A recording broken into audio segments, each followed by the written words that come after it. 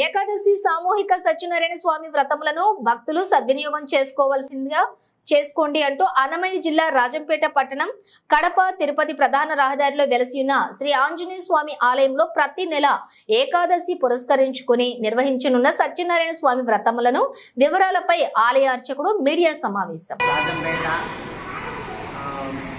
వెలిసిన శ్రీ ఆంజనేయ స్వామి దేవస్థానం ప్రతి శుద్ధ ఏకాదశి నాడు శ్రీ సామూహిక సత్యనారాయణ స్వామి వ్రతము జరుగును.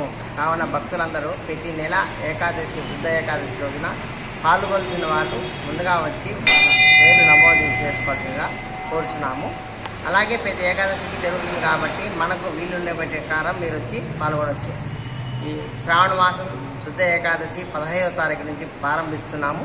ప్రతి ఏకాదశి పౌర్ణమి ముందు శుద్ధ ఏకాదశి రోజు సత్యనారాయణ స్వామి సామూహిక వ్రతాలు ప్రారంభిస్తున్నాము. అలాగే సంకటహర చతుర్థి కూడా శ్రావణ మాసం నుంచే ప్రారంభిస్తున్నాము. పౌర్ణమి తర్వాత వచ్చేది ఈ నెలకు వచ్చేసి 22వ తారీఖున ప్రారంభిస్తున్నాము.